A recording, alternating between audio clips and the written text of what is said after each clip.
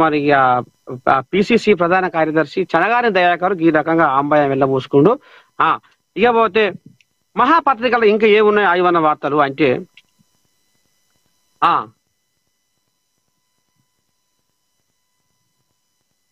ఇదేంది మళ్ళీ సిర్పూర్ నుండే చేస్తా ఆర్ఎస్పి సంచలన వ్యాఖ్యలు. సిర్పూరు ప్రజలు నన్ను తమ ఎమ్మెల్యేగా చూడాలనుకుంటున్నారు. అయ్యా ఆర్ఎస్పి ఎక్కడ చేసామయ్యా బిఎస్పి ఆర్ఎస్పి కోయాగా వచ్చింది ఎరికేగా మీకు. అయితే ఈ కోయిలాగా ధర్మ సమాజం అన్నది ధర్మాన్ని బొందబెట్టింది, బహుజన బిడ్డల రెచ్చగొచ్చింది, బజారు పాలు చేసింది. ఆఖరకు వస్తాడు కల్లా పార్టీ పార్టీ అని పార్టీ పేపర్ పోయే కేసీరావయ్య మోసేది నీళ్ళు కాడికి వచ్చింది కథ. నమ్ముకున్న వాళ్ళని నట్టేయడం ముంచిండు, అవతల పడ్డాడు. ఎంతమందిని ఆగం చేసిపోయిండు ఈ ఆర్ఎస్పి, ఈ ప్రవీణ్ కుమార్. మళ్ళా సిర్పూర్కి వెళ్ళి పోటీ చేస్తా అంటున్నట. నువ్వు ఏం చేస్తున్నావు, నీ చరిత్ర ఏంది, నీ కథ ఏంది, నువ్వు పార్టీ పెట్టి ఏం ఉద్దారకం చేసినావు, ఎంతమంది నిన్ను నమ్ముకొని నీ అడుగు జాడలు నడిస్తే వాళ్ళని ఏడ ముంచినవు, గంగల కలిపినావు వాళ్ళని. బహుజన బిడ్డల రెచ్చగొచ్చి బజారు పాలు చేసి మళ్ళా ఇయ్యాల నా బతుకు అని నీ బతుకు కోసం మళ్ళా సిర్పూర్ను మళ్ళా చూసుకుంటున్నావు. రామ రామ. ఇగో ఒక్కసారి మనిషికి సభలో మచ్చబడ్డదంటే కథం ఇక జనాలు నమ్మరు. అయ్యా ఆర్ఎస్పి నువ్వు చేసుకుంది గదే, ఇక నువ్వు చేసుకున్న బువ్వ ఇక నీకే అది మచ్చ తీసుకొచ్చి పెట్టింది.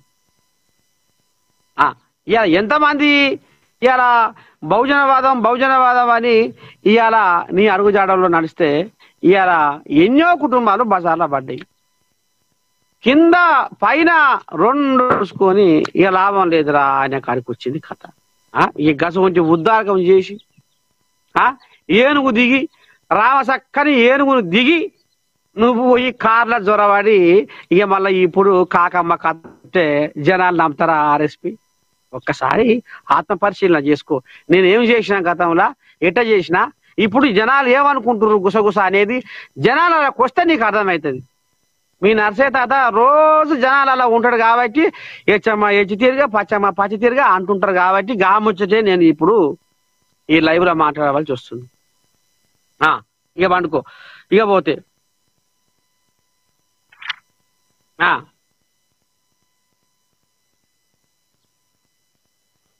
ఈయనెవరు?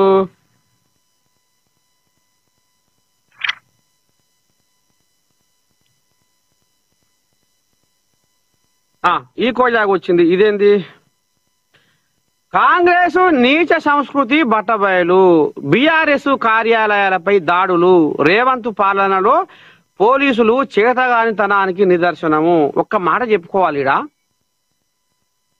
కాంగ్రెస్ నీచ సంస్కృతి బట్టబయలు అని వద్దిరాజు అనుకొస్తుండు. వద్దిరాజు వింటే కదా ఎంపీ వద్దిరాజు. అయితే రౌడీయిజాలు గుండాయిజాలు 10 ఏళ్ల కాలంలో ఉన్నాయా ఇప్పుడు ఉన్నాయా? మనం నిజాలు మాట్లాడుకోవాలి. ఎవరన్నా సర్కారు నిలదీసినట్టుగా మాట్లాడితే వాని మీద నీ దండం పెడితే లెక్కలేని కేసులు. ఇక పాపం నేరెళ్ల బాధితులు ఇప్పటికి వాళ్ళు మనుషులు కాలే. ఇసుక మాఫియాల ఏం నడిచిందో ఎరికలేదా జనాలకు? ఖమ్మంలో రైతులకు బేడీ లేలేదా? న్యాయం కోసం పోతే నడ్డిరుగా దన్న బాపతి ఆనాడు 10 ఏళ్ల రాజ్యంలో కేసీరావయ్య రాజ్యం. ఇవాళ జనాలు అంటుర్రు, ఊర్లపూడ జనాలు అంటుర్రు, అవును ఫోన్ ట్యాపింగ్ కేసులో మళ్ళా పోతే